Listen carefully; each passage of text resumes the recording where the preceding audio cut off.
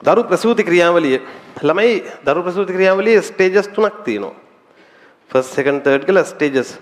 Stages කියන්නේ පියවර වගේ නිකන් අවදි 3ක් තියෙනවා. පළවෙනි අවදියේදී වෙන්නේ ගැබ්ගෙල විස්තරණය වෙනවා. ගැබ්ගෙල විදාරණය වෙනවා. දැන් මේ ළමයා දැන් හොඳටම වැඩිලාද නැද්ද? වැඩිලා. එතකොට දැන් මේ ඔය කලලාවාරික තරලයේ පිරුණු මේ කෝරියම කලලාවාරික කියන්නේ මෙන්න මේකට සාමාන්‍ය ව්‍යවහාරයේදී කියන්නේ වෝටර් බෑග් එක. ඊට පස්සේ මේ ළමයාගේ චලනෙ හින්දාම මේ කොහේරි රප්චර් වෙනවා කොහේරි කැඩෙනවා. කැඩුනාම අර ඇතුලේ තියෙන කලලාවාරික තරලේ එළියට ගලනවා. අම්මගේ යෝනි මාර්ගෙන් එළියට මේක වැස්සෙන්න ගන්නවා. තේරුණාද? ඒකෙන් තමයි සංඥාවක් ගන්න ඕන දැන්. ඔව් ළමයා ඉපදෙන්න ළඟයි. ඒව ටික පිහගෙන නිදාගන්න එහෙම නෑ. දැන් ඇත්තම කතාව දැන් ගර්භාෂයේ මොනව වෙන්න ගන්නවද? සංකෝචන පටන් ගන්න ඔන්න මෙන්න.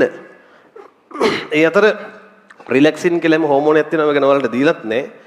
මේ යුනිකාස්ති යෝගය කියලා තියෙනවා මෙන්න මේ ශ්‍රෝණි අස්ති. ඒක මෙහෙම ඉහිල් කරනවා. මේ සනීපයිද එතකොට? ඔයාලගේ අම්මලාගෙන් අහන්න ඕන අද ගිහින්.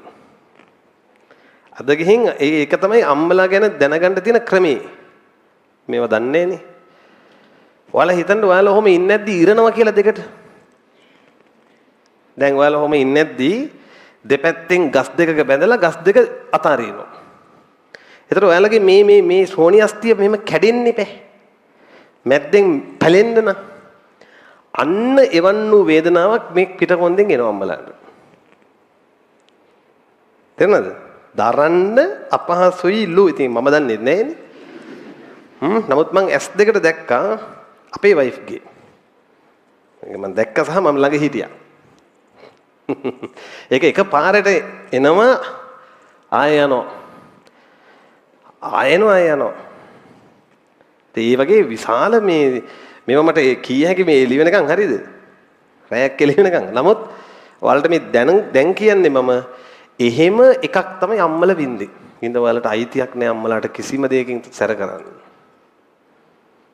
ඉතින් ඒ හින්දා ඔය දරුණු වේදනාව තමයි ප්‍රසූත වේදනාව. ගැබ්ගෙල විදාරණය වෙනවා. පළමු පියවර. දෙවෙනි එක තමයි දරුවා බිහි වෙන එක. දැන් අපි ඒක හොඳටම දන්නවා මොකක්ද ඕමන හෝමෝනේ ඔක්සිටොසින්. තුන්වෙනි එක අර කියපු අර මඩලාකාර අවයවයේ ගැලවිලා එන්න ඕන. මොකක්ද මේ මඩලාකාර අවයවය? පෙකණි වල නෙමෙයි මොකද? මොකද ඒක කිව්වේ? කලල බන්දය. ඔකට ඉංග්‍රීසියෙන් කියන්නේ ප්ලැසෙන්ටා. කලල බන්දය ගැලවිලා එන්න ඕන.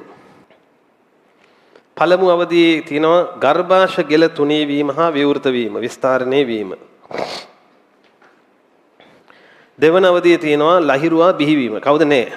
ලදරුවා බිහිවීම. මෙහිදී දැඩි සංකෝචන නොනවත්වා සිදුවන අතර එමගින් භ්‍රූණය ගර්භාෂයෙන් පිටතට වැරෙන් තල්ලු වී. ඇත්තටම මේ විදිනවා. දැන් ওই කකුල් දෙක මෙහෙම ඈත් කරවලා මේ මේසේ තියන්නේ. ඔව්. මේ සංකෝචන වල ප්‍රබලත්වය නිසා ළමයා මෙහෙම සිංගාල විසිවිලා යනවා. ඔව්. එතකොට ડોක්ටර්ස්ලා ඈත ඉඳන් අල්ලගෙන ඉන්නේ බේසමක් වගේ එකක්. ළඟම තියන්නෙත් නැහැ ළමයා වදිනවනේ. චුට්ටක් පල්ලෙහාට වෙන්න මෙහෙම අල්ලගෙන ඉන්නවා. ළමයා බේසමට වැටෙන අදුරුස් ගාලා. ඊට පස්සේ ඉතින් ඒ ළමයා මුල්වරට ගත්තට පස්සේ වෛද්‍යවරු මේ ළමයාව පිහලා අර දැන් මේ මොනවද තියෙන්නේ නාස්වල එහෙම ගිහින් කලලා වාරික තරලේ ළමයාව මෙහෙම අනිත් පැත්ත හරවලා පිහිනවා සමහරවිට. එක්ක නැත්තම් ඒක වෙන්නේ නැත්තම් මෙහෙම කකුල් දෙකෙන් ගන්න අමාළු කුරියා වගේ මෙහෙම. ගත්තාම අර තරලේ මෙහෙම එනවා නාස් වලින්. ළමයා අඬනවා නම් මේ තරල ලේසියෙන් එනවා. ඒ හින්දා ડોක්ටර් මොකද කරන්නේ? බනින්නේ හරි? තේරෙන්නේ පිටට එමෙත පස්ස පැත්තට දෙනවම දෙකක් ටික්ටොක් ගාලා. එතකොට ගුණා වගේ පැනලා ගහන්නේ දොස්තරට. තෝ කවුද යකෝ මගේ ළමයට අත උස්සන්න. දොස්තර මුණින් අතට වැට. ඉවසීමෙන් බලන් ඉන්න ඔය එතකොට සිද්ධ වෙන්නේ ඔය ටික. ළමයා අඬන්න දාලා මේක කොහොම හරි එළියට දාලා ගාලා පටන් ගන්න. නලාව පටන් ගන්න. මොකයි කතාව? අර කැස්සත් එක්ක මේ එනවා එළියට. ඒ වෙලාවල් වල. එතකොට අම්මා ඒ වෙනකොට යෝනි මාර්ග කපාගෙන වෛද්‍යවරු දැන් මේ දරුවෝ එළියට එන එක පහසු කරන්න මොකද කරන්නේ? මොකද කරන්නේ? ඒක නම් මේ මතක් වෙදෙත් හරි අමාරුයි. තේරුණාද? මොකද කරන්නේ ළමයි?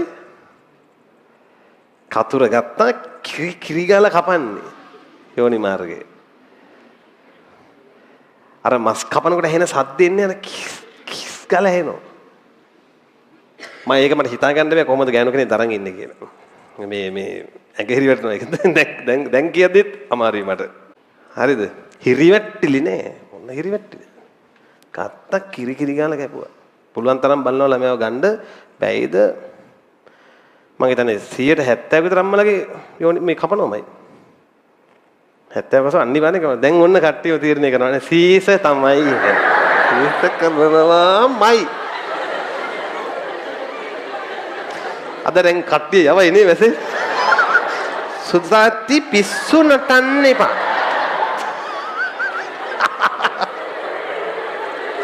අම්මෝ හැබැයි බාරකාරයා කිව්වත් නෝමල් ඩෙලිවරි එකට යන්න කියලා ගිහින් ටිකකින් වෛද්‍යවරයාට එනවා සිග්නල් එක මේක නෝමල් ඩෙලිවරි එකකින් ගන්න බෑ කියලා. එහෙම ඒවට බාරකාරයා කිව්වත් ඊට පස්සේ ඌ වැඩ නැහැ ඊට පස්සේ තමුස යන්න හැට වෙලා කියලා කෙලින්ම යවනවා සර්ජරි රූම් එකට. කට් එකක් දැම්ම ගත්තා. මෙතනින් කට් එක දාලා ළමයි ගන්න. ඒත් ඉතින් කපන්න ඕන මෙතනින්. මේ කොඳු වැට පෙළට තමයි එතන මස්තිෂ්ක සුසුම්නා තරලයට තමයි දෙන්නේ ඉන්ජෙක්ෂන් එක. ඉතින් මෙතනින් පල්ලෙහා පණ නැහැ. තේරුණාද? උඩ පණ තියෙනවා. තමන්ගේ බඩ කප ඇතුලේ ළමයා ගන්නවා. ඕන්නම් බලන් හිටියක නමුත් එතිකල් නැති හින්දා මෙතනින් තිරයක් දාලා වහනවා. ඒත් අම්මට පේන්නේ නැහැ. ඔය ප්‍රයිවට් හොස්පිටල් වල දැන් තාත්තට ළඟට ලා ඉන්න පුළුවන්.